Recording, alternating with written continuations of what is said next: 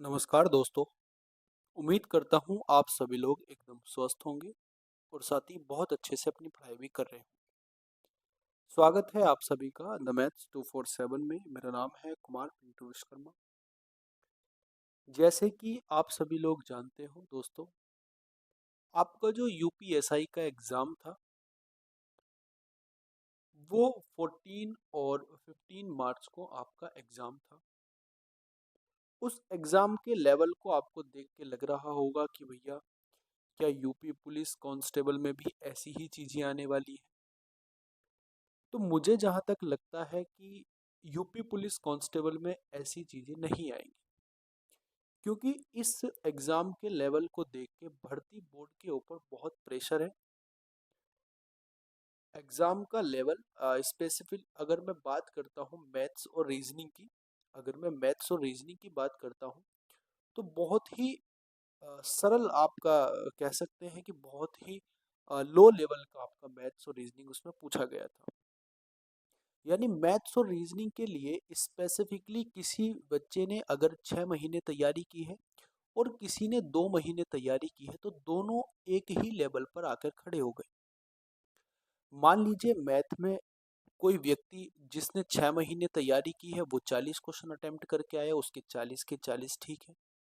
कोई व्यक्ति जो 2 महीने तैयारी करके केवल जैसे हमने वन शॉट लेक्चर करे थे वो वन शॉट लेक्चर देख के भी अगर गया है, काफ़ी लोगों के मुझे मैसेज भी है कि भैया वन शॉट लेक्चर हम देख के गए थे और उन वन शॉट लेक्चर से भी हमें काफ़ी सारी चीज़ें देखने को मिली तो हमारे 40 क्वेश्चन सही हो गए। यानी 2 महीने तैयारी करने वाले और 6 महीने साल भर तैयारी करने वाले बच्चों के बीच में कोई भी डिफरेंशिएट नहीं कर पाया। तो आप बोलोगे कि क्या ऐसा ही हो सकता है कि यूपी पुलिस कांस्टेबल में भी ऐसा ही आपका एग्जाम का पैटर्न देखने को मिले? तो मुझे लगता है कि नहीं, ऐसा देखने को नहीं मिलेगा। क्योंकि आप देखना जब आपकी आंसर की आएगी, जब आपकी ऑफिशियल आंसर की आएगी, बहुत सारी चीज़ें आपको देखने को मिलेगी, बहुत सारे क्लासेस आपको देखने को मिलेंगे।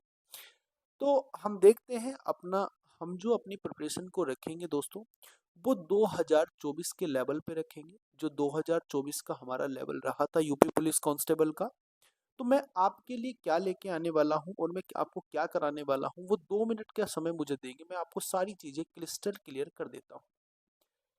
दोस्तों, मैंने आपको यूपी पुलिस एसआई के लिए काफ़ी समय से मैं आपको तैयारी करा रहा हूँ। काफ़ी समय से हमने अपनी मैराथन्स भी की है, काफ़ी समय से हमने अपनी जो पीवाईक्यू सीरीज़ है वो भी हमने की है। हमने जो आपके मॉक टेस्ट फॉर्म में चीज़ें की हैं, हमने मॉक टेस्ट भी आपके अच्छे तरीके से कंप्लीट किए हैं। साथ में दोस्तों हमने अपने पीवाईक्यू सीरीज़ के बाद फिर हमने वन शॉट लेक्चर्स के थ्रू कंप्लीट एक शॉट वन शॉट लेक्चर्स के थ्रू कंप्लीट हमने एक चैप्टर को फिनिश करने की जो हमारी वीडियोस थी वो भी हमने की है। यानी कंप्लीट मिलाकर के हमने यूपीएसआई के लिए बहुत सारी चीज़ें अच्छे तरीके से तैयार की है। तो मैं मानता हूँ कि आपको अभी सिलेबस पढ़ने की तो कोई खास आवश्यकता नहीं है अगर आप पुराने स्टूडेंट हैं। अगर आप न्यू, जो हमारे से न्यू जुड़े हैं, अगर आप न्यू स्टूडेंट हैं तो आपको अगर चाहिए कि भैया पीवाईक्यूज के फॉर्म में या हमें कंप्लीट सिलेबस करा दीजिए, तो कंप्लीट सिलेबस हमारे इस यूट्यूब चैनल पे मैंने कंप्लीट सिलेबस 66 वीडियो में आपको कराया हुआ है। ये 66 वीडियो मैंने आपको कराई हुई है। इसमें मैंने आपको कंप्लीट मैथ्स का कंप्लीट सिलेबस कराया हुआ है, जिसमें आपके मैथ्स में आपके परसेंटेज से लेकर के आपके इवन जो एडवांस वाले पार्ट के जो आपके कॉन्सेप्ट हैं, जो आपके चैप्टर्स है, वो मैंने आपको सारे कराए हुए हैं। अगर आप सब्जेक्ट वाइज चीज़ों को देखना चाहते हैं, सॉरी, आप अगर चैप्टर वाइज चीज़ों को देखना चाहते हैं, चैप्टर वाइज प्रैक्टिस करना चाहते हैं, तो दोस्तों आपके लिए मैं इस वीडियो के लिंक डिस्क्रिप्शन बॉक्स में वन शॉट लेक्चर्स के लिंक, दूसरी बात जो आपकी पीवाईक्यू सीरीज थी उसका लिंक मैं आपको डलवा दूंगा, आप वहां से वो चीज़ तैयार कर सकते हैं। और अगर आपको UP police constable, UP police जो एएसआई के फॉर्म होते हैं उसके हिसाब से अगर आपको प्रैक्टिस करनी है, तो हम ये प्रैक्टिस सेट आपका निरंतर चलाने वाले हैं। इस प्रैक्टिस सेट में मैं कोशिश करूंगा आपको, अभी फिलहाल तो मैं आपके लिए 20 क्वेश्चन लेके आया हूं, और इस 20 क्वेश्चन करने के बाद आप मुझे फीडबैक देंगे, आप मुझे कमेंट सेक्शन में जरूर बताएंगे कि आपको इस लेवल के ही क्वेश्चन चाहिए, क्या आपको थोड़ा सा लेवल अप चाहिए, कि आपको नंबर ऑफ क्वेश्चन कितने चाहिए, वो सारी चीजें आप एक बार मुझे अगर क्लियर कर देंगे तो मैं आगे आगे की जो वीडियो जाएगी उसमें कंटेंट बनाने में थोड़ी सी मुझे हेल्प हो जाएगी। तो मैं चाहता हूं कि आप लोग कमेंट सेक्शन में कमेंट जरूर करें, और कमेंट करने के बाद आप मुझे बताएंगे क्या आप 20 से 25 क्वेश्चंस की प्रैक्टिस में आप सीमित हैं, मतलब आप संतुष्ट हैं। क्योंकि 20 से 25 क्वेश्चंस के लिए मैं इसलिए कह रहा हूं दोस्तों, आपके 18 चैप्टर्स हैं, आपके 18 चैप्टर्स हैं जो आपके यूपी पुलिस कांस्टेबल में आते हैं। लेकिन आपके 27 चैप्टर थे दोस्तों जो आपके यूपी एसआई में आते थे। यानी यूपी एसआई के लिए हमें एक्स्ट्रा भी चीजें पढ़नी थी, तो हमने वो एक्स्ट्रा चीजें भी पढ़ी हैं। हमारे यूपी पुलिस कांस्टेबल के लिए मुश्किल से 18 से 19 चैप्टर हैं, जिन 18 से 19 चैप्टर में हमारे मैथ से क्वेश्चन देखने को मिलते हैं। तो अगर आप चाहते हैं कि भैया हमें थोड़ी सी प्रैक्टिस अच्छे लेवल की कराएं, मतलब थोड़े ज़्यादा अच्छे लेवल के क्वेश्चन कराएं और नंबर ऑफ क्वेश्चन बढ़ाएं, तो आप जैसा भी चाहते हैं आप एक बार मुझे कमेंट सेक्शन में कमेंट करके जरूर बता देना। तो आज की जो हमारी क्लास रहने वाली है ये हमारा प्रैक्टिस सेट 1 रहने वाला है दोस्तों। और ये प्रैक्टिस सेट 1 जो है ये आपका 2024, 2018 और 2000 आपका जो 19 का एग्जाम आपका था, 2018, 19 और 2000 आपका जो 24 का एग्जाम था, मैं एक बार लिख देता हूँ 2024, और आपका आई थिंक 2018 का जो एग्जाम था उसके पैटर्न पर बेस्ड ये आपके प्रैक्टिस सेट 1 रहने वाला है। इस प्रैक्टिस सेट 1 में मैं आपको 20 क्वेश्चन कराऊंगा, और कराने का तरीका ये रहेगा दोस्तों कि हम एक क्वेश्चन को पकड़ेंगे, उसके इर्द गिर्द जो भी क्वेश्चन आ सकता है, उससे रिलेटेड जो भी कॉन्सेप्ट बन सकता है, या उस क्वेश्चंस का जो भी कॉन्सेप्ट है उस कॉन्सेप्ट को उसमें सीखेंगे। और उसी तरीके से अपने 25 से 20 से 25 क्वेश्चंस के थ्रू हम पूरे मैथ्स को धीरे धीरे धीरे धीरे रिवाइज करते चले जाएंगे। आप देखोगे, आप इस क्लास में आप 5-6 दिन बैठ के देखो, मतलब 5-6 दिन आप प्रैक्टिस सेट को करके देखो। प्रैक्टिस सेट करने के बाद आपको लगेगा कि हाँ, प्रैक्टिस सेट के साथ साथ हमारा जो मैथ्स का कॉन्सेप्ट है वो भी रिवाइज हो रहा है। तो हम इसी तरीके से अपनी प्रिपरेशन करेंगे, इसी तरीके से अपने प्रैक्टिस सेट शुरू करेंगे। तो दोस्तों शुरुआत करते हैं। जो आपका कंटेंट रहने वाला है वो इंग्लिश और हिंदी दोनों में रहने वाला है। मैं माफ़ी चाहूँगा उन लोगों के लिए जिन्होंने यूपी एसआई में मुझसे डिमांड की थी कि भैया हम हिंदी और इंग्लिश में दोनों में आप कंटेंट प्रोवाइड करा दीजिए, और मैं आपको नहीं कर पाया था। क्योंकि कंटेंट मुझे खुद से बनाना होता है दोस्तों, और उसमें काफ़ी टाइम जाता है कि मैं जो हिंदी में भी लिखता हूँ उसको और इंग्लिश में भी लिखता हूँ, तो थोड़ा सा टाइम लग जाता है। तो कोई बात नहीं, आपको यहाँ पे जो कॉन्सेप्ट मिलेगा, यहाँ पे जो आपके सिलेबस आपका जो मिलेगा, माफ़ी चाहूँगा, जो कंटेंट आपको मिलेगा वो कंटेंट आपका इंग्लिश और हिंदी दोनों में मिलेगा। आपको क्वेश्चन इंग्लिश और हिंदी दोनों में देखने को मिलेगा।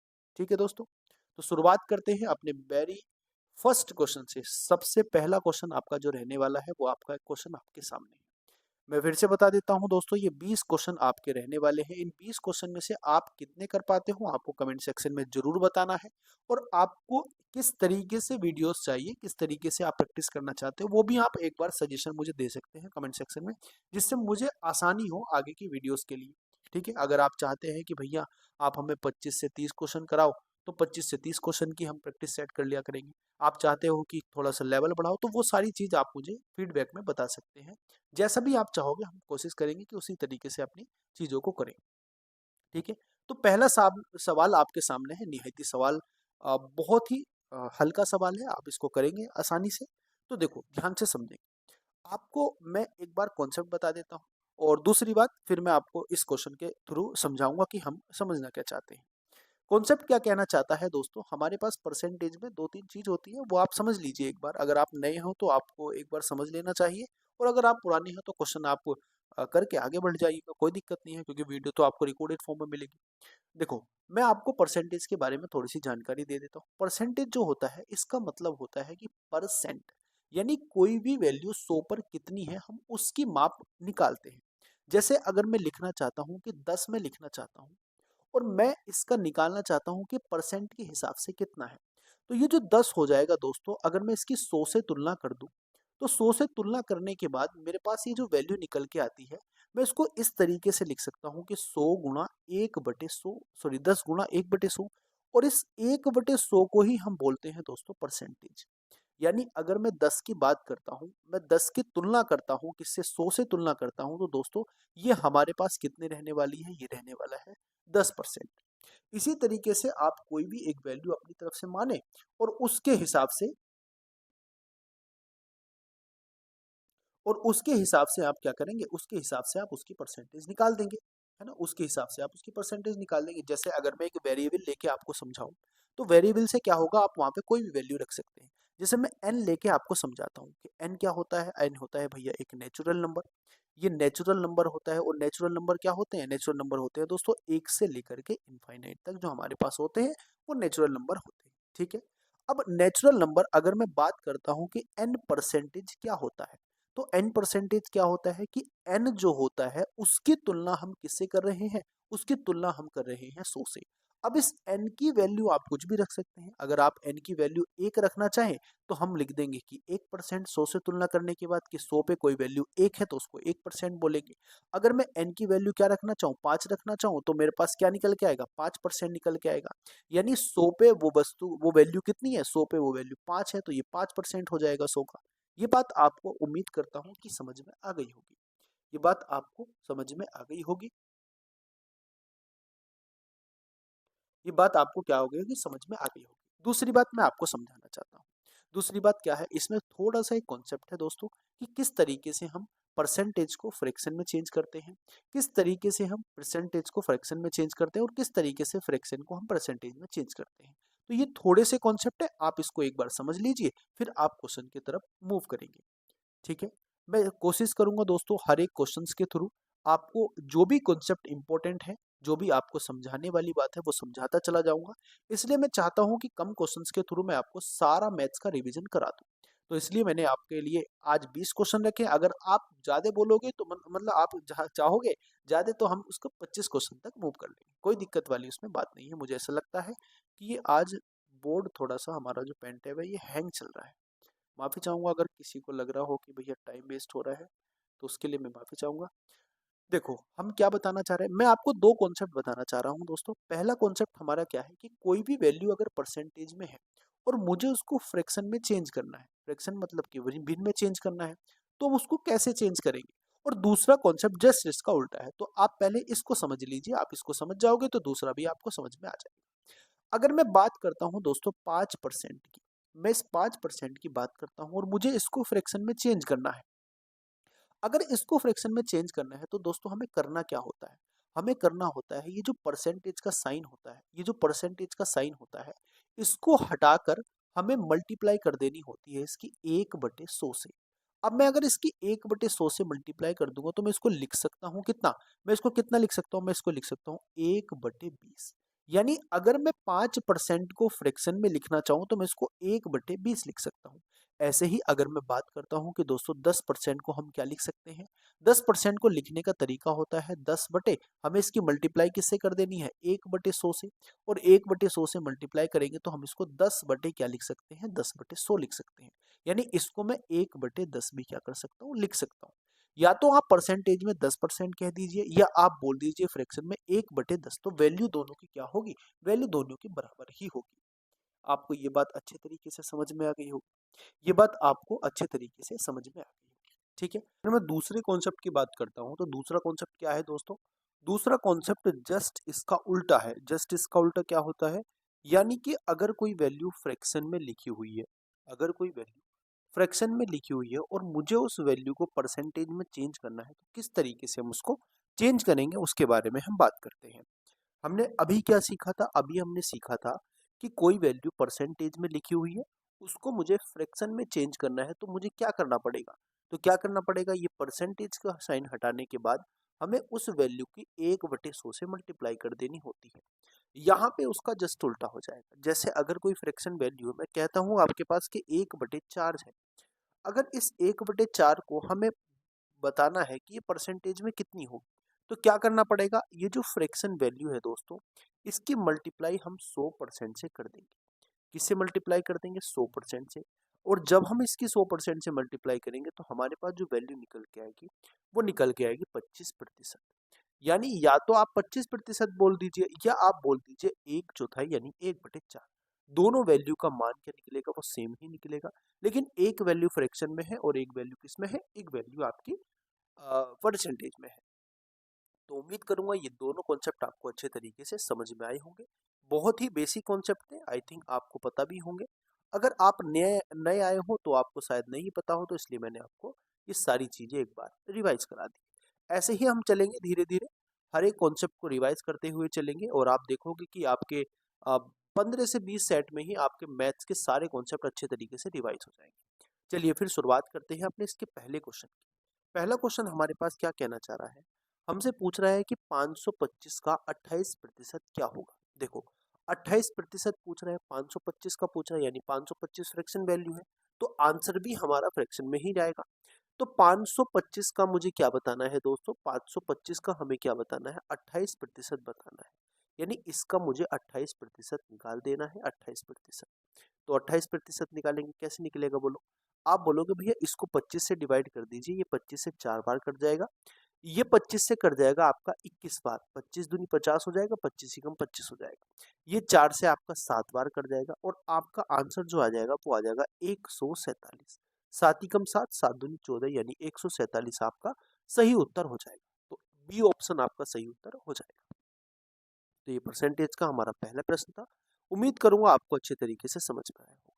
अगले क्वेश्चन की मैं बात करता हूँ। क्वेश्चन नंबर आपका 2 क्या कहना चाह रहा है, किसी वस्तु पर 23% के लाभ और 9% की हानि के बीच का जो अंतर आपको दिया हुआ है दोस्तों, वो कितना दिया हुआ है, वो दिया हुआ है आपको 928 रुपए। यहाँ आपको बताना है कि वस्तु का क्रय मूल्य क्या होता है। यहाँ पे आपको एक कॉन्सेप्ट सीखना है। देखो मैं आपको एक कॉन्सेप्ट यहाँ पे बता देना चाहता हूँ। अगर मान लीजिए कोई वस्तु है, उस वस्तु का सीपी क्या होता है दोस्तों, सीपी उस वस्तु का फिक्स होता है, यानी वो वस्तु कितने रुपए में खरीदी गई वो एक फिक्स अमाउंट वैल्यू होती है। अब आप उस वस्तु को कितने प्रतिशत पे बेच रहे हो, या कितने पैसे पर बेच रहे हो, या कितने पैसे कम पर बेच रहे हो, तो वो डिपेंड करेगा कि आपको हानि हो रही है कि आपको लाभ हो रहा है। अगर आप वस्तु को जितने में आपने खरीदी, जो उसका क्रय मूल्य था, अगर आपने उसको उससे ज्यादा पैसे में बेचा तो आपको लाभ होगा, जाहिर सी बात है। और अगर आपको उसको कम पैसों में बेचा तो आपको उस पे क्या होगा, हानि होगी। यहीं पे ये बात बताई गई है। अगर मैं मान लेता हूँ कि वस्तु जो बेची गई है दोस्तों, वो 100 रुपए उसकी वस्तु का क्रय मूल्य था, उस वस्तु का क्रय मूल्य 100 रुपए था। मैं मान लेता हूं कि पहले इस वस्तु को 9% की हानि पर बेचा गया होगा। पहले क्या बेचा गया, किसी वस्तु को 23% के लाभ पर, मैं मान लेता हूं 23% के लाभ पर बेचा गया, यानी इस वस्तु को 123% पर बेचा गया हो, सीधी सी बात है। अगर दूसरी बात मैं बोलूं आपको कि 9% की हानि पर बेचा गया, तो 9% की हानि पर अगर इसको बेचा गया होगा तो कितने प्रतिशत पे बेचा होगा, 91% पे बेचा गया होगा, सीधी सी बात है। अब इसने बोला आपको, आप मुझे बताएंगे एक बार, यहाँ पे आप मुझे बताएंगे, आपसे बताया गया कि इनके बीच का जो अंतर है, यानी कि 91% बेचने पर और 123% बेचने पर जो अंतर आपको दिखाई दे रहा है वो 928 रुपए का दिखाई दे रहा है। यानी हमें क्या पता है, हमें ये बात पता है कि अगर वस्तु को 91% यानी 9% की हानि पर बेचता है और वस्तु को 23% के लाभ यानी 123% पे बेचता है, तो इनके बीच का जो अंतर वो 928 आएगा। आप मुझे एक बात बताएंगे, यहाँ से मैं आपको बेसिक सी बात आपको समझाना चाह रहा हूँ।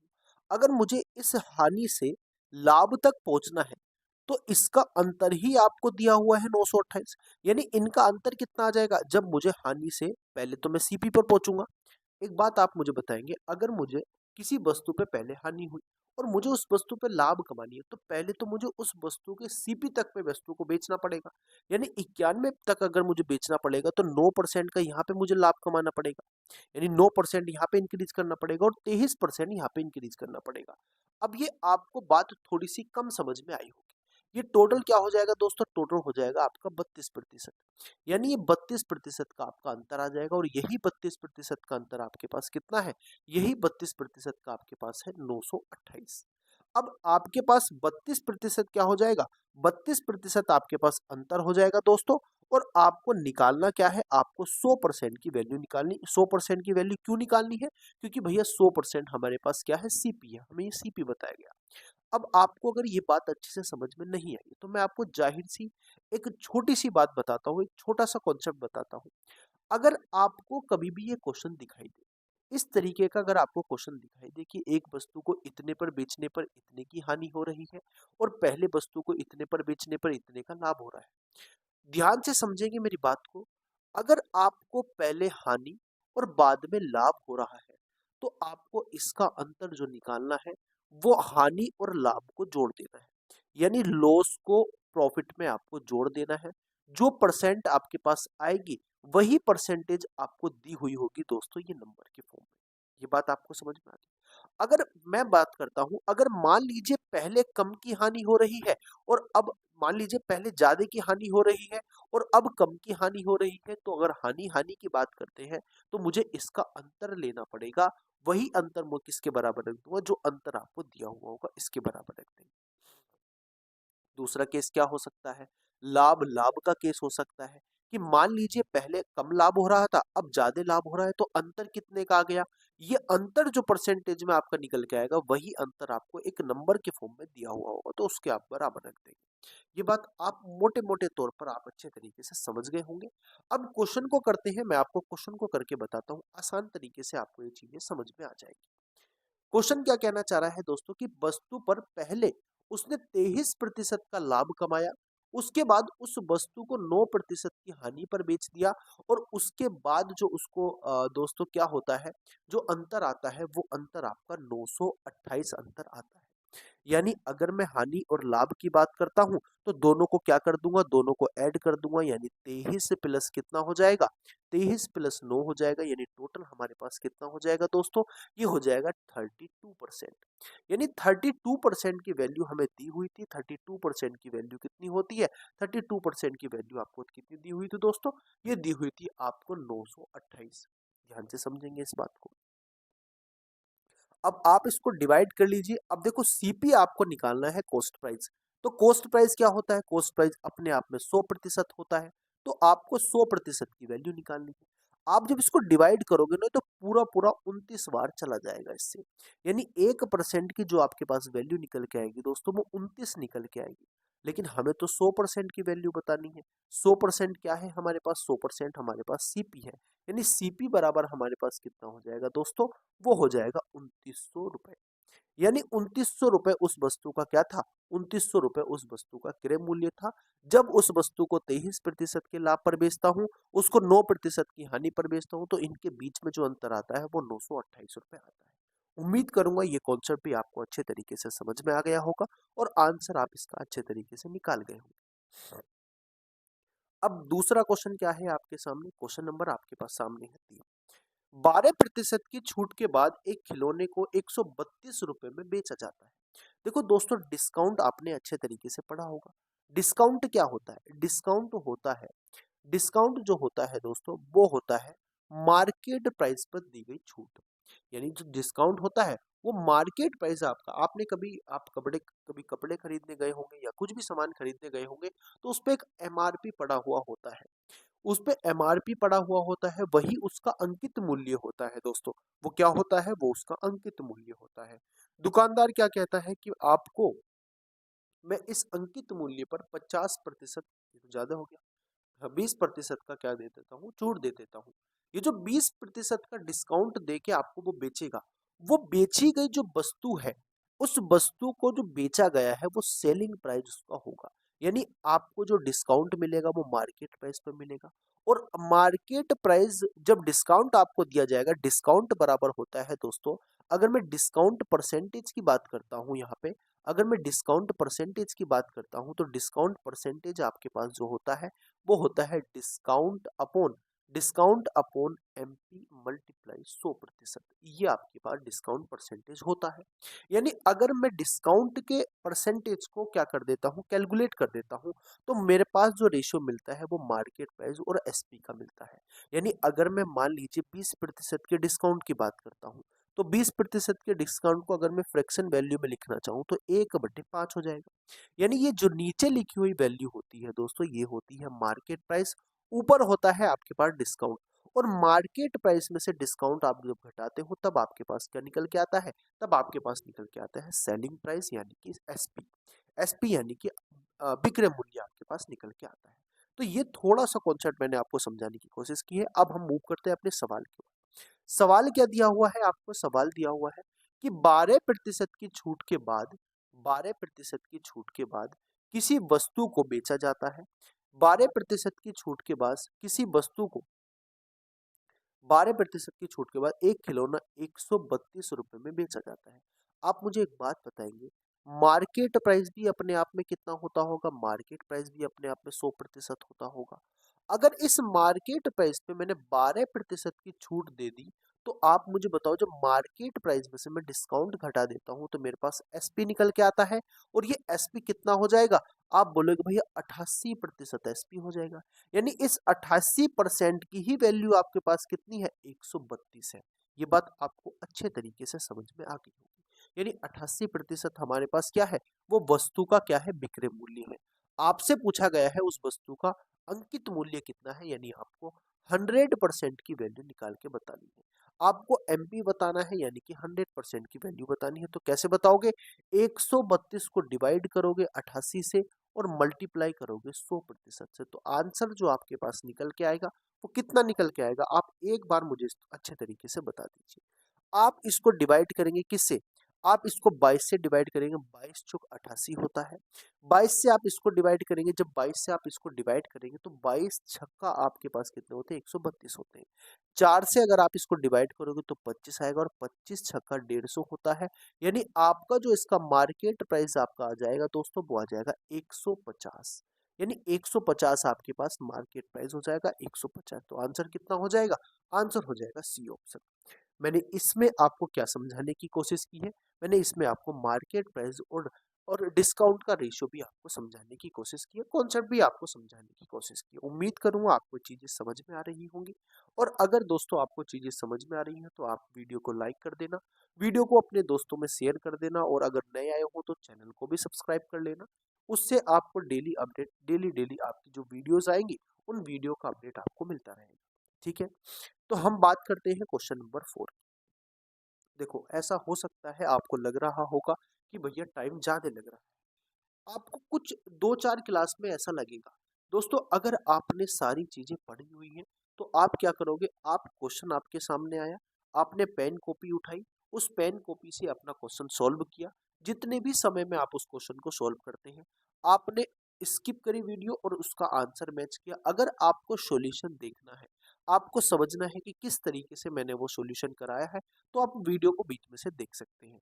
लेकिन आपका अगर अच्छे तरीके से आपकी तैयारी है, आपको बस प्रैक्टिस करनी है, तो आप क्या करोगे? क्वेश्चन आपके सामने आए, क्वेश्चन को सॉल्व करोगे, सॉल्व करने के बाद आंसर मैच करोगे और आगे बढ़ जाओगे। इस तरीके से आपको ये वीडियोस देखनी है। ये जो कॉन्सेप्ट मैं आपको बता रहा हूँ, ये कुछ वीडियोस तक आपके लिए कंटिन्यू रहेंगे। मतलब मैं चाहता हूँ कि आपको सारा मैथ अच्छे तरीके से रिवाइज करा दूं, ताकि जो नए जुड़ने वाले लोग हैं हमारे साथ, उनको भी कोई भी दिक्कत ना हो। तो चलिए शुरुआत करते हैं क्वेश्चन नंबर 4 की। 4 नंबर क्वेश्चन आपको क्या दिया हुआ है? आपको बताया गया है कि 8% वार्षिक साधारण ब्याज की दर पर 1500 रुपए का 4 साल का ब्याज क्या होगा? देखो, मैंने आपको समझाया था कि एस आई बराबर जो होता है दोस्तों, वो क्या होता है? Principal amount into rate of interest into time upon 100 होता है। हम इसको शॉर्ट में बोल देते हैं P R T upon 100। PRT upon 100 बोल देते हैं। हम इसको एक सिंपल तरीके से भी ये भी बोल सकते हैं दोस्तों कि पीआरटी परसेंट। क्यों? क्योंकि अगर मैं इसको 1/100 को अलग कर दूं, तो आपको अभी मैंने बताया था कि 1/100 किसकी वैल्यू होती है? परसेंटेज की वैल्यू होती है। अगर मैं इसको और सिंपल तरीके से लिखना चाहूं, तो मैं इसको आर टी परसेंट ऑफ क्या लिख दूंगा? R T percent of P लिख दूंगा। पी क्या होता है दोस्तों? Principal amount. यानी अगर मैं प्रिंसिपल अमाउंट का क्या निकाल दूं? प्रिंसिपल अमाउंट का अगर मैं आर टी परसेंट निकाल दूं, तो मेरे मेरे पास क्या निकल के आ जाएगा? वो एस आई निकल के आ जाएगा। तो आपको एस आई बताना है। एस आई बराबर क्या होता है? प्रिंसिपल अमाउंट हमारे पास कितना है? 1500 रुपए है दोस्तों। और हमारे पास वार्षिक ब्याज की दर कितनी है? 8% है। कितने समय के लिए हम ये दर को लगा रहे हैं? 4 महीने, 4 साल के लिए लगा रहे हैं। अपॉन क्या होता है? 100। आप इसकी मल्टीप्लाई करोगे, आपके पास उत्तर आ जाएगा। देखो, 15 चौका 60 होते हैं, 6 48, यानी कि 48। यानी आपके पास जो आंसर आ जाएगा, एस आई बराबर आपके पास कितना हो जाएगा? एस आई बराबर आपके पास हो जाएगा दोस्तों 480। सिंपल इंटरेस्ट आपका 480 आ जाएगा। यहाँ से आपने एसआई का फॉर्मूला भी सीखा, किस तरीके से फॉर्मूले को अप्लाई करना है वो भी आपने अच्छे तरीके से सीखा होगा। आगे चलते हैं, क्वेश्चन नंबर आपका 5। यदि राशि को 10% वार्षिक चक्रवृद्धि ब्याज पर निवेश किया जाता है तो 300 रुपए पर 2 वर्ष में कितना ब्याज मिलेगा? देखो दोस्तों, आपको मैं ये बात बता देना चाहता हूँ, आपको एसआई और सीआई में अंतर आप समझ लीजिए एक बार। जो एसआई होता है ना दोस्तों, एसआई वो हर साल सेम अमाउंट पर सेम एसआई मिलता है। यानी अगर मैं पहले साल मान लीजिए मुझे 10% का एसआई मिल रहा है हर साल के तौर पे, 10% मेरे पास सिंपल इंटरेस्ट की रेट है, तो मुझे हर वर्ष वो 10% ही मिलेगा। जैसे मान लीजिए मैंने आपको 1,000 रुपये उधार दिए और मैंने आपको जो पैसा उधार दिया वो 5 साल के लिए उधार दिया। मेरी बात को ध्यान से आपको सुनना है। 5 साल के लिए मैंने आपको पैसा उधार दिया और मैंने आपको बोला कि भाई मुझे 10% का ब्याज चाहिए हर महीने, हर साल, यानी कि एनुअली मुझको 10% का ब्याज चाहिए। तो मेरा एक जो ब्याज रहेगा वो एक फिक्स अमाउंट रहेगा दोस्तों। जैसे मुझे हर साल जो ब्याज मिलेगा वो सेम मिलेगा। कैसे? अगर मुझे 10,000 रुपये आपको दिए हैं और मुझे 10% का ब्याज लेना है, तो 10% का जो ब्याज आपका आ जाएगा दोस्तों, वो एक साल में आपका जो ब्याज आ जाएगा 10,000 का, वो 1,000 आपका ब्याज आ जाएगा। यानी हर साल जो मुझे ब्याज मिलेगा वो 1,000 1,000 1,000 ही मिलेगा। लेकिन एसआई में ऐसा नहीं है, सॉरी सीआई में ऐसा नहीं है। सीआई यानी कि कंपाउंड इंटरेस्ट में ऐसा नहीं है। कंपाउंड इंटरेस्ट में ऐसा क्यों नहीं है? क्योंकि कंपाउंड इंटरेस्ट में कम ब्याज जो होता है वो कंपाउंड होता चला जाता है। यानी पहले ब्याज मिलेगा, जैसे अगर मैं आपको कंपैरिजन करके बताता हूँ, अगर 10% की ही हम बात करते हैं, 100 रुपए की हम बात करते हैं, तो 100 रुपए पे अगर मुझे 10% का एसआई निकालना है, तो वो कितना आएगा? वो आएगा 10 रुपए आएगा, सिंपल सी बात है। लेकिन अगर मुझे सीआई निकालना है तो सीआई भी पहले साल मेरा 10 ही आएगा। ये पहले साल की बात हो रही है। लेकिन अगर मैं दूसरे साल की बात करता हूँ दोस्तों, कितने साल की? दूसरे साल की बात करता हूँ, तो दूसरे साल में जो मुझे एसआई सीआई मिलेगा दोस्तों, एसआई मिलेगा, वो मुझे 10% ही मिलेगा, यानी 10 रुपए ही मिलेगा। लेकिन सीआई में ये बातें चेंज हो जाती है। क्यों?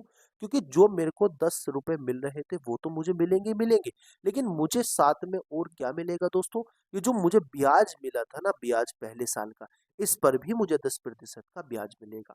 यानी जो अगले साल, दूसरे साल जो मुझे सीआई मिलेगा, सो दोस्तों सीआई मिलेगा, वो कितना मिलेगा? वो 21 रुपए, यानी 11 रुपए मिलेगा। ये बात आपको अच्छे तरीके से समझ में आ गई होगी। अब इसको करने का तरीका क्या होता है?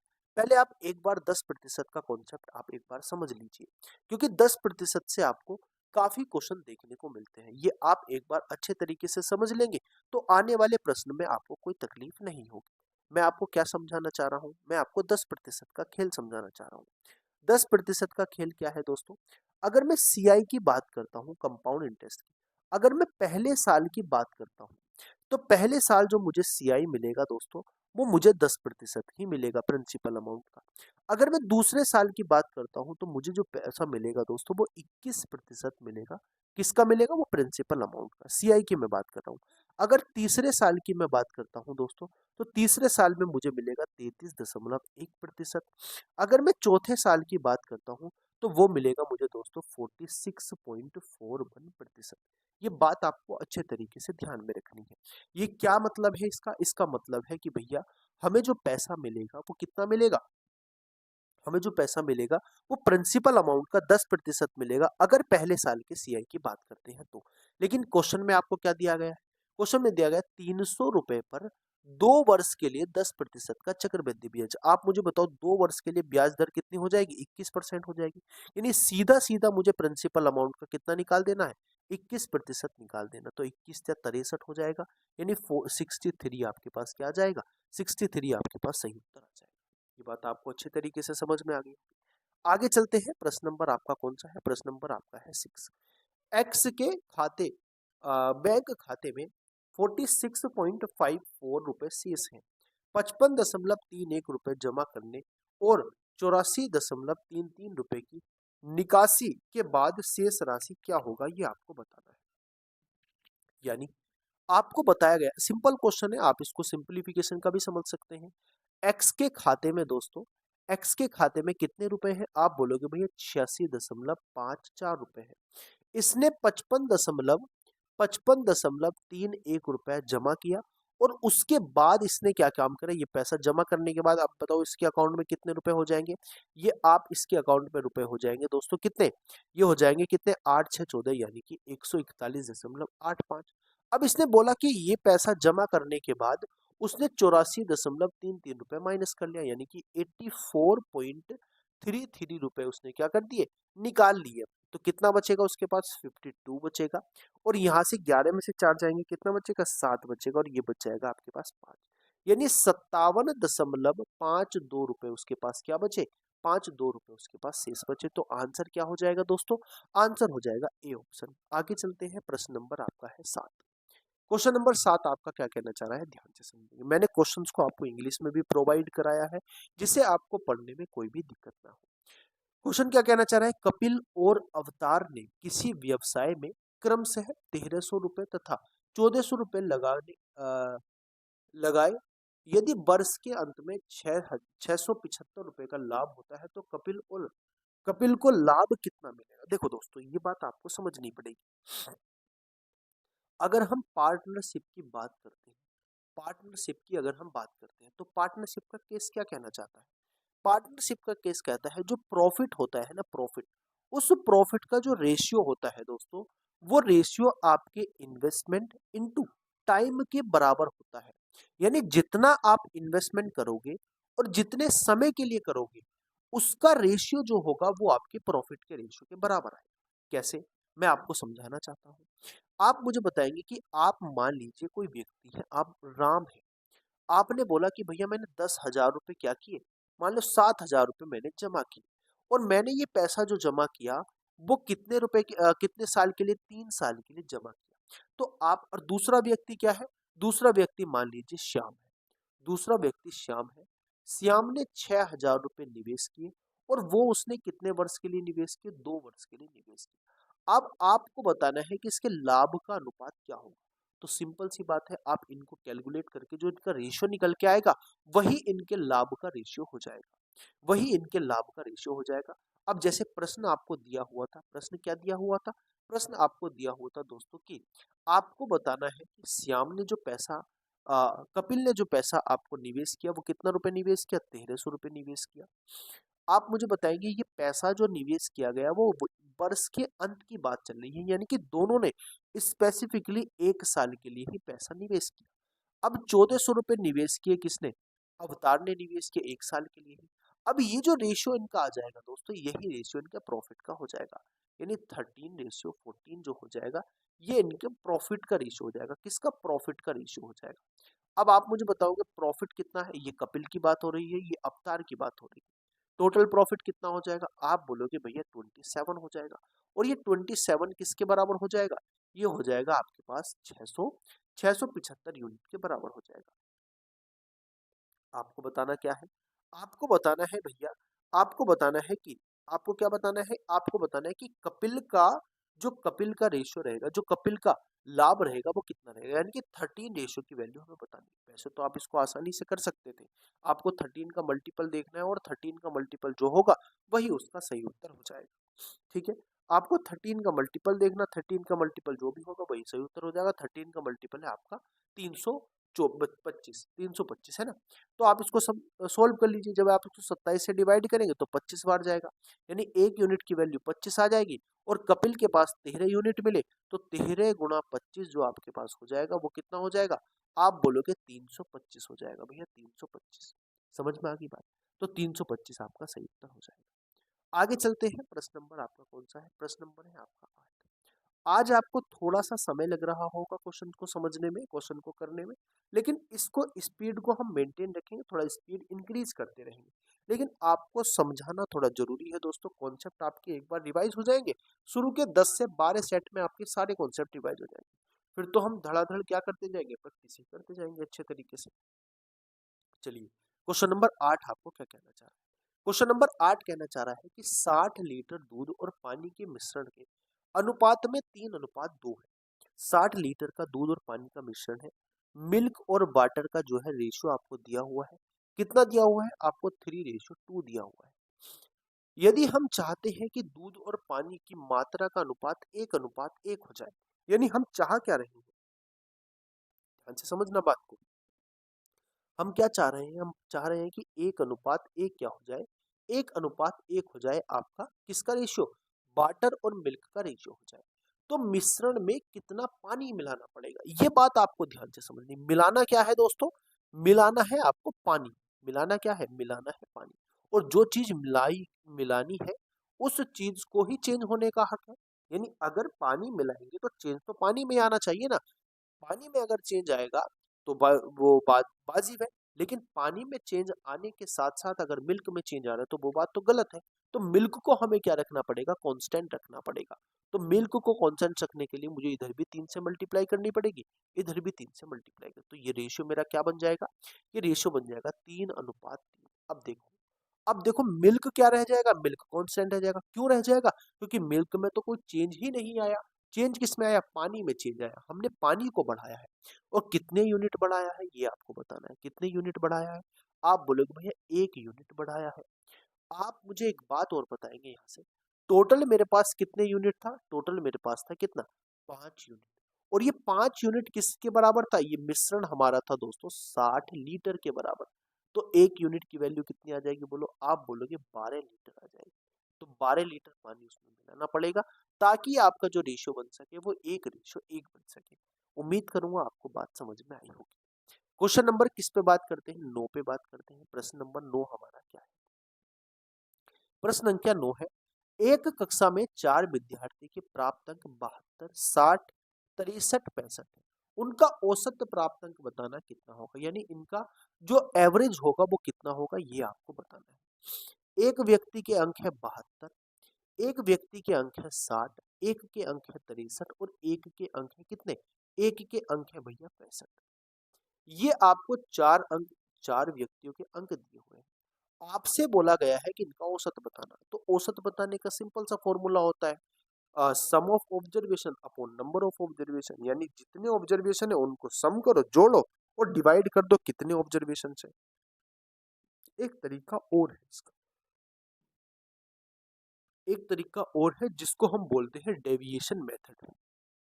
क्या बोलते हैं उसको, उसको बोलते हैं डेविएशन मेथड। अब मैं अपनी तरफ से कुछ भी ऐसी वैल्यू मान लेता हूँ जो इसका क्या होगी, एवरेज होगी। मैं मान लेता हूँ इसका एवरेज है दोस्तों क्या मान लेते हैं, 65 मान लेते हैं, चलो 65 मान लेते हैं। इसका एवरेज मैंने मान लिया 65 है। तो आप मुझे बताओ ये 65 से कितना ज्यादा है, ये 65 से 7 ज्यादा है, यानी यहाँ प्लस के 7 ज्यादा का डेविएशन आया। ये 65 से कितना कम है, ये माइनस के 5 कम है, यहाँ पे माइनस के 5 का डेविएशन आया। ये कितना कम है, ये माइनस के 2 का कम है, यानी यहाँ पे -2 डेविएशन आया। उसके बाद ये कितना कम है, ये तो बराबर बराबर है भैया, यहाँ पे डेविएशन 0 आया। तो आपको जो डेविएशन दिया गया है उस डेविएशन को कैलकुलेट करो, यानी यहाँ पे -7 है, तो -7 प्लस सॉरी +7 और -5 और -5, ये डेविएशन आपका आया। जब आप इसको ऐड करोगे तो आपके पास 0 आएगा। और ये जो डेविएशन आपका आता है वो चारों संख्या में आपको बांटना होता है। तो जब बांटेंगे तो 0 0 देना पड़ेगा सबको। यानी इसका मतलब क्या है कि जो हमने संख्या मानी 65, यही हमारा क्या हो जाएगा, यही हमारा इसका एवरेज हो जाएगा। बात आपको समझ में आ गई। ये एक तरीका इसका था। दूसरा तरीका क्या हो सकता है, सिंपल सा आपको क्या करना है, 72 प्लस 60 प्लस 63 प्लस 65 और डिवाइड कर देना है, किससे, 4 से डिवाइड कर देना है। जब आप इसको ऐड करोगे देखो 65 और 64 और जो 65 और 63 होते हैं, जब मैं इसको ऐड करता हूँ तो मेरे पास जो वैल्यू आती है वो 128 आती है। और 128 में जब मैं 72 ऐड करूंगा तो मेरे पास जो वैल्यू आएगी वो आएगी दोस्तों कितनी, वो आएगी मेरे पास 200। और 200 में जब मैं ऐड करूंगा कितना, जब मैं ऐड करूंगा 200 में 60, तो मेरे पास जो वैल्यू आएगी वो आएगी 260। समझ गए आप बात को। तो ऐसे ऊपर जो आएगा वो आएगा 260। इसको डिवाइड करना है 4 से। जब 4 से डिवाइड करोगे तो 65 सही सही आपका उत्तर आ जाएगा 65। समझ में आ गई बात, ये बात आपको अच्छे तरीके से समझ में आ गई होगी। आगे चलते हैं, प्रश्न नंबर आपका है 10। आपको बताना है, एक मजदूर m मिनट में x वस्तु बनाता है, आधे घंटे में वह कितनी वस्तु बनाएगा।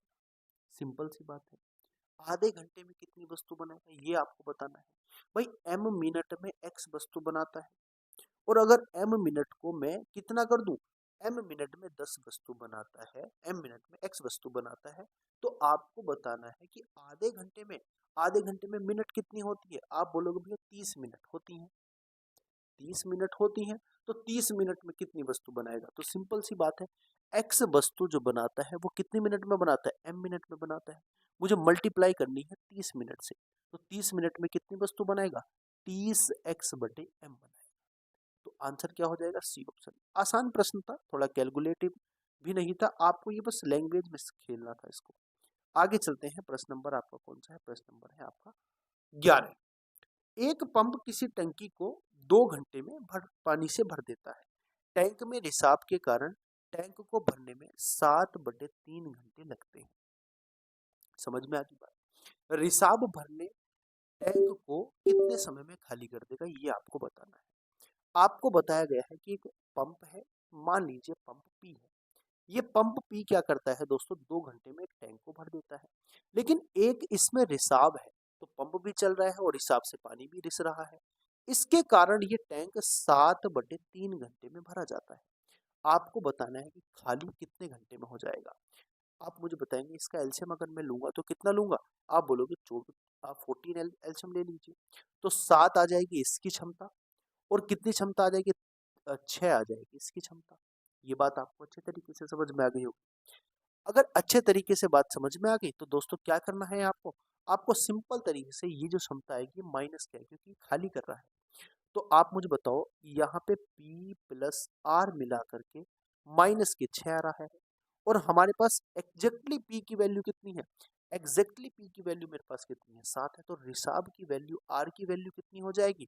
आप बोलोगे भैया R की जो वैल्यू हो जाएगी हमारे पास वो कितनी हो जाएगी? अच्छा, ये भरता है ना, माफी चाहूंगा, ये प्लस में आएगा दोस्तों, ये भरता है, प्लस में आएगा। ठीक है, ठीक है, ठीक है। तो आर की वैल्यू कितनी हो जाएगी? यहाँ पे 7 है, तो आर की वैल्यू आपके पास आ जाएगी 1। आर की वैल्यू क्या आ जाएगी? 1। यानी रिसाव जो होगा वो 1 यूनिट का होगा। तो आपको कितना समय लगेगा इसको रिसाव को पूरा करने में?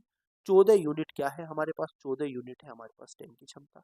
1 यूनिट से रिसाव हो रहा है, तो हमारे पास 14 घंटे ही लगेंगे। 14 घंटे ही हमारे पास लगेंगे, यानी डी ऑप्शन आपका सही उत्तर हो जाएगा। आगे चलता हूँ मैं, थोड़ा स्पीड ज्यादा हो रही है इसकी। हाँ जी, क्वेश्चन नंबर में बात करता हूँ 12 की। एक व्यक्ति अ पर्सन क्रॉस, इंग्लिश में भी पढ़ लेते हैं थोड़ा, a person crosses a 600 metre long straight in 5 minute, what is his speed in kilometre per hour? Simple सा तरीका है दोस्तों। स्पीड आपकी दो तरीके की होती है, एक होती है किलोमीटर पर आवर में, एक होती है मीटर पर सेकंड। अगर मुझे किलोमीटर पर आवर से मुझे मीटर पर सेकंड में जाना है, किस में जाना है? मीटर पर सेकंड में। तो क्या करना पड़ेगा? ध्यान से समझना, मुझे मल्टीप्लाई करनी पड़ेगी 5/18 से। ये बात ध्यान से समझना। अगर दोस्तों मीटर पर सेकंड से मुझे किलोमीटर पर आवर में जाना है, किलोमीटर पर आवर में जाना है, तो मुझे क्या करना पड़ेगा? यहाँ पे मुझे मल्टीप्लाई करनी पड़ेगी 18/5 से। आप बोलोगे भैया इसमें तो कंफ्यूज आ जाएंगे हम, कहीं 18/5, कहीं 5/18। मैं बोलता हूँ कंफ्यूज आओगे नहीं। क्यों? देखो, बड़ी संख्या क्या होती है? किलोमीटर होती है, और छोटी होती है मीटर। यानी बड़ी से जब छोटी में जाएंगे तो छोटी वाली संख्या ऊपर आएगी, जब छोटी वाली संख्या से बड़ी वाली संख्या में जाएंगे तो बड़ी वाली संख्या ऊपर आएगी। समझ में आ गई बात? तो कैसे चेंज करना है आपको समझ में आ गई बात? आपको बताना है कि इसकी गति क्या होगी। सबसे पहले आपको चाल का फॉर्मूला आना चाहिए। चाल बराबर होता है दूरी बटे समय, जो उसने दूरी ट्रेवल करी, कितने समय में ट्रेवल करी, उसको अगर हम डिवाइड कर देंगे तो हमारे पास उसकी चाल आ जाएगी। दूरी कितनी है? 600 मीटर है, और समय कितना है? 5 मिनट है। 5 मिनट को सेकंड में चेंज करेंगे, क्योंकि हमारे पास जो यूनिट है वो मीटर पर सेकंड की है। तो 5 गुना क्या कर देंगे? 5 गुना 60 कर देंगे। अब आपको पता है कि ये जो वैल्यू आएगी मीटर पर सेकंड में आएगी, लेकिन हमें आंसर किस में देना है? किलोमीटर प्रति घंटे में देना है। तो आपको अभी अभी मैंने बताया कि किलोमीटर प्रति घंटे में चेंज करने के लिए मुझे क्या करना पड़ेगा? मुझे 5 को, इसको मीटर पर सेकंड को 18/5 से डिवाइड करना पड़ेगा, 18/5 से। ठीक है जी। इसको एक जीरो से डिवाइड करें, 6 से कितनी बार जाएगा? 3 बार जाएगा। अब ये कितना आ जाएगा? देखो, ये कितना हो जाएगा? 6 18 हो जाएगा, यानी कि ये हो जाएगा आपके पास 180, और ये हो जाएगा 25। तो 25 से जब आप इसको डिवाइड करोगे तो 25 सत्ते जो होते हैं ना दोस्तों, वो 175 होते हैं और 25 दूनी 50 होते हैं, यानी कि 7.2 आपके पास सही उत्तर आ जाएगा। 7.2 आपके पास सही उत्तर आ जाएगा। आगे चलते हैं। हाँ जी, प्रश्न नंबर 13 पे चलते हैं। प्रश्न नंबर हमारा जो 13 है वो क्या कहना चाह रहा है। विपरीत दिशा में आ रही दो रेलगाड़ी प्लेटफॉर्म पर खड़े एक व्यक्ति को क्रम से 27 सेकंड और 17 सेकंड में पार करती है तथा वे एक दूसरे को 23 सेकंड में पार करती हैं। तो आपको बताना उनकी चाल जो है, उनका अनुपात S2 अनुपात S1 कितना होगा, ये आपको बताना है। देखो ध्यान से समझेंगे, मैं मान लेता हूँ उनकी जो चाल आपको दी गई है, जो चाल इनकी दी गई है वो कितनी दी गई है, S2 और S1 दी गई है। तो S2 और S1 ही हम इनकी चाल मान लेते हैं। इनकी लंबाई, और मान लीजिए आप इनकी लंबाई जो हो जाएगी, मान लीजिए L1 हो जाएगी और एक ये हो जाएगी L2 हो जाएगी। ये बात आपको अच्छे तरीके से समझ में आ गई।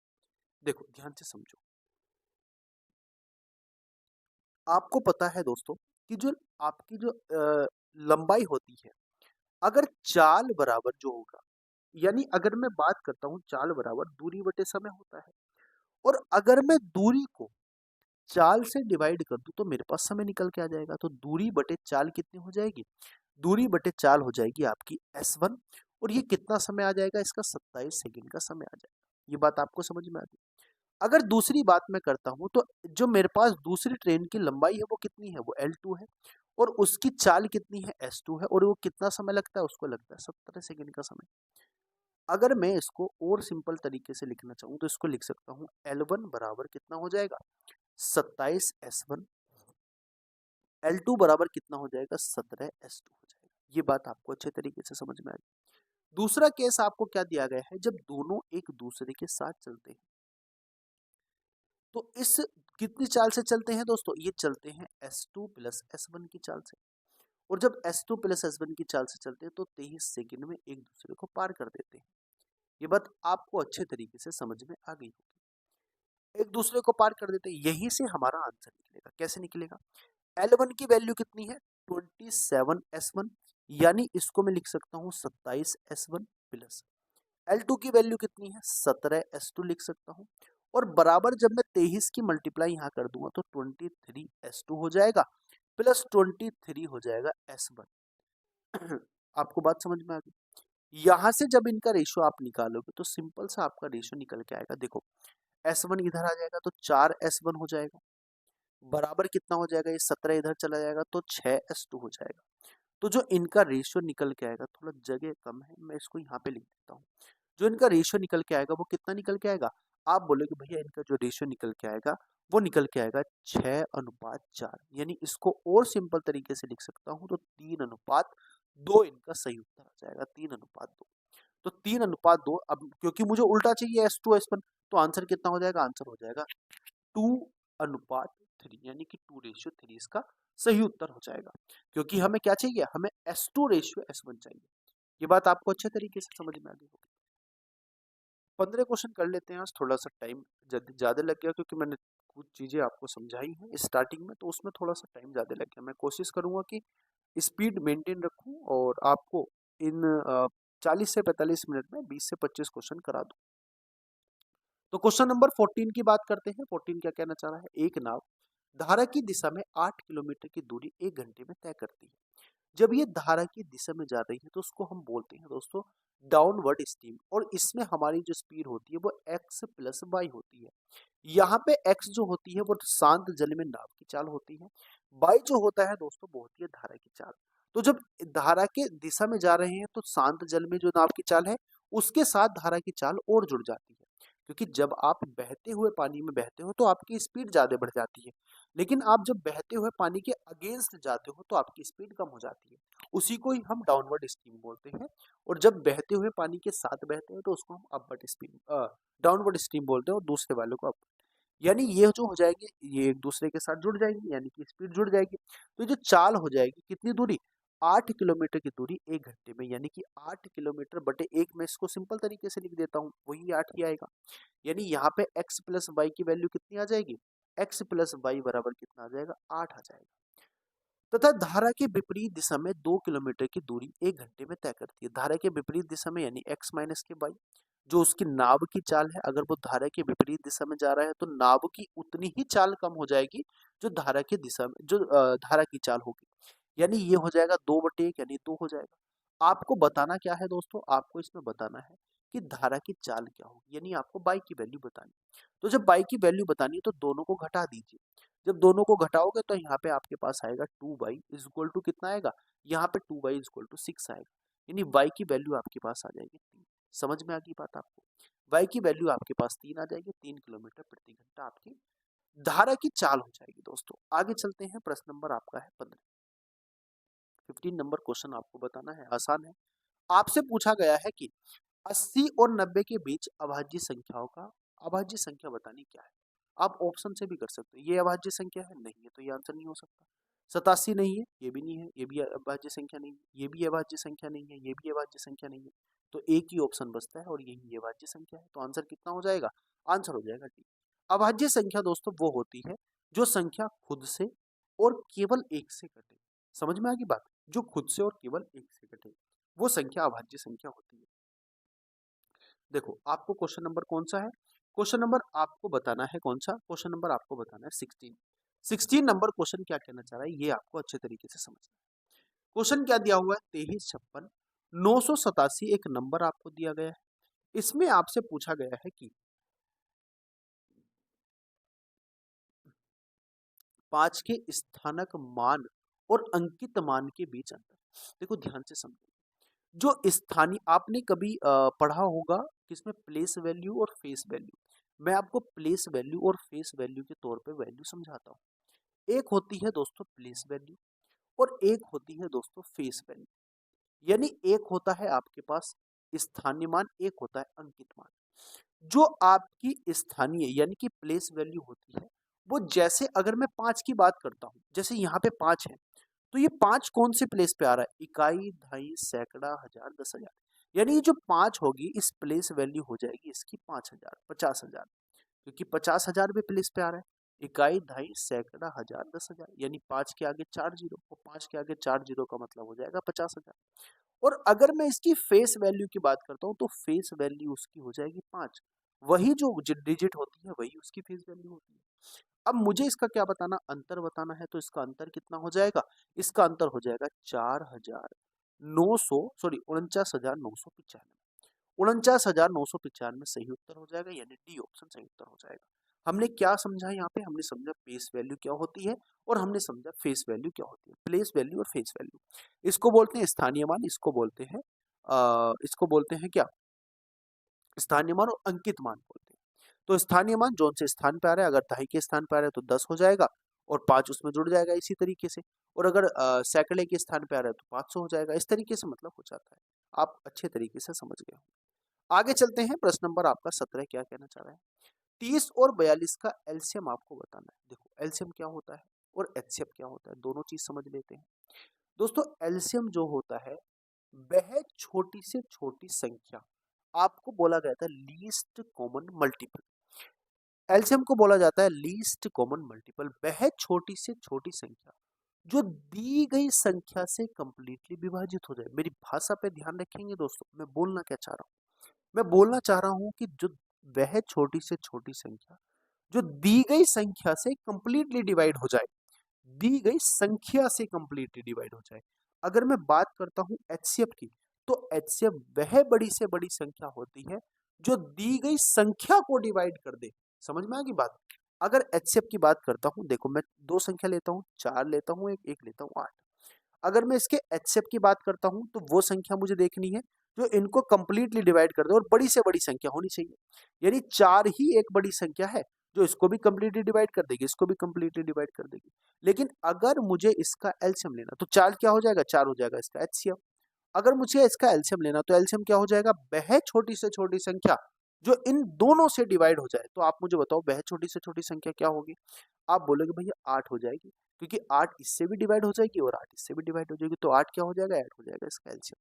तो ऐसे ही हमें कितना, ऐसे ही हमें 30 और 42 का एलसीएम लेना। तो 30 और 42 का एलसीएम कैसे लेंगे बताओ, वह छोटी से छोटी संख्या जो तीनों से डिवाइड हो जाए, और इसमें 500 छोटी संख्या नहीं है, 503 से तो डिवाइड हो जाएगी? नहीं होगी। 42 से भी नहीं होगी। हमारे पास 210 ऐसी संख्या है जो 3 से भी डिवाइड हो जाएगी 30 से 7 बार, और 42 से भी अच्छे तरीके से डिवाइड हो जाएगी 5 बार। तो क्या हो जाएगा? इसका एलसीएम कितना हो जाएगा? इसका एलसीएम हो जाएगा 210। एलसीएम हो जाएगा। ऑप्शन से हम इसको चेक कर सकते हैं। आगे चलते हैं, प्रश्न नंबर आपका 18। 52, 78, 156 का लघुत्तम समवर्तक यानी कि एलसीएम इसका बताना क्या होगा? यानी ऐसी छोटी से छोटी संख्या बतानी जो सबसे डिवाइड हो जाए। तो आप मुझे बताओ, क्या 156 ऐसी संख्या है जो सबसे डिवाइड हो जाएगी? आप बोलोगे भैया, हाँ भैया ये देखो 78 से भी डिवाइड हो जाएगी, 78 दूनी 156 होते हैं, 78 दूनी 156 होते हैं, बिल्कुल हो जाएगी। क्या 52 से डिवाइड हो जाएगी? हाँ बिल्कुल हो जाएगी। 52 चौका कितने होते हैं? 52 तिया 156 होते हैं, और 156 से तो डिवाइड हो ही रही है। तो हमें छोटी से छोटी संख्या चाहिए थी, और यही हमारी छोटी से छोटी संख्या हो गई। तो आंसर कितना हो जाएगा? 156 आंसर हो जाएगा। ये कांस्टेबल के क्वेश्चन है दोस्तों, ऐसा नहीं है कि मैं अपनी तरफ से बना के लाया हूँ। ये मैं प्रीवियस ईयर उठाया मैंने आज थोड़ा सा। आपको इसका सॉल्यूशन बताना क्या होगा? यहाँ पे आपको सीखना है BODMAS. BODMAS, BODMAS क्या होता है? Bracket of division, multiplication, addition और सब्ट्रैक्शन। यानी अगर हमें किसी का भी सिंपलीफिकेशन करना है तो सबसे पहले अगर कोई वैल्यू बोर्ड ब्रैकेट में है तो पहले उसका ब्रैकेट को सोल्व करेंगे। इसके ब्रैकेट को सोल्व करेंगे, कितना आएगा? 40 आएगा। उसके बाद दोस्तों क्या करना है? उसके बाद करना है हमें ऑफ सोल्व हो गया, डी फॉर डिवीजन करना है, यानी कि उसको डिवाइड करना है। तो मुझे अब इसको डिवाइड करना पड़ेगा किससे? 100 से डिवाइड करना पड़ेगा। उसके बाद 23 से मल्टीप्लाई करनी पड़ेगी। तो जब आप इसको सोल्व करोगे तो कितना आएगा? आप बोलोगे भैया ये आएगा 9.2। ये बोर्ड मास का नियम आपको कहता है कि पहले आपको क्या करना है? ब्रैकेट ओपन करना है, फिर आपको उसका डिवीजन करना है, फिर आपको सब्ट्रैक्शन, मल्टीप्लिकेशन, फिर एडिशन और फिर सब्ट्रैक्शन करना है। आज की प्रश्न का जो हमारा आज की किस क्लास का आखिरी प्रश्न है, और ये प्रश्न क्या है? एक वृत्त का व्यास आपको दिया हुआ है कितना? 49 आपको दिया हुआ है, उसकी परिधि बतानी क्या होगी? वृत्त का व्यास क्या होता है? वृत्त का व्यास होता है 2r, यानी उसकी त्रिज्या का 2 गुना उसका व्यास होता है। व्यास कितना है? 2r, यानी कि 49 आपको दिया गया है। आपको बताना है उसकी परिधि। परिधि के लिए पहले हमें त्रिज्या चाहिए, तो त्रिज्या कितनी हो जाएगी? 49/2 हो जाएगी। ये बात आपको अच्छे तरीके से समझ में आ गई। परिधि का फॉर्मूला होता है 2πr। तो 2πr की वैल्यू निकाल दीजिए बस। 2πr की वैल्यू निकालने के लिए 2 गुणा पाई की वैल्यू कितनी होती है? 22/7 गुणा हो जाएगी आर की वैल्यू 49/2। देखो 2 से कट जाएगा 2, 7 से कट जाएगा 7 बार।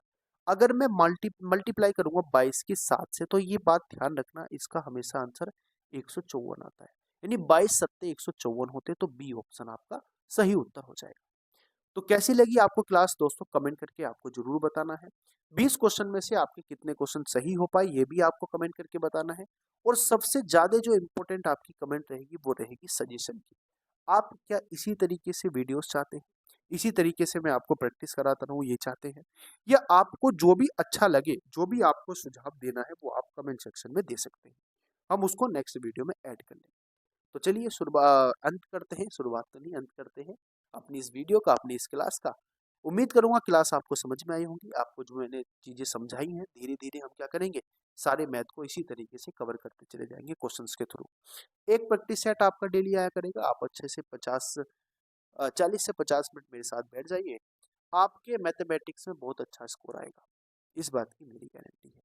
देखो आप बोलोगे कि भैया यूपीएसआई में भी आपने ऐसे बोला था, तो यूपीएसआई का तो एग्जाम बहुत ईजी आया है ना? मैथ्स का एग्जाम अगर किसी ने नहीं भी पढ़ा, अगर मैं कहने लगूँ कि मेरी तरफ से आया, तो कोई वाजिब ही नहीं है, क्योंकि एग्जाम का लेवल बहुत ईजी था।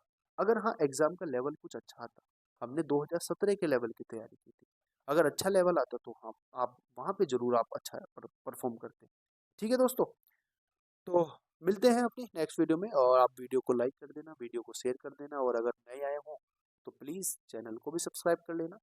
इसकी पीडीएफ अगर आपको चाहिए तो टेलीग्राम चैनल पे मिल जाएगी। टेलीग्राम चैनल से आप सर्च करोगे @maths247, आपको टेलीग्राम चैनल मिल जाएगा। अगर वहाँ से सर्च ना हो तो मैं आपको डिस्क्रिप्शन बॉक्स में लिंक दे दूंगा, वहाँ से आप उसको सर्च कर सकते हैं। मिलते हैं अपनी नेक्स्ट वीडियो में, तब तक के लिए जय हिंद, वंदे मातरम, भारत माता की जय।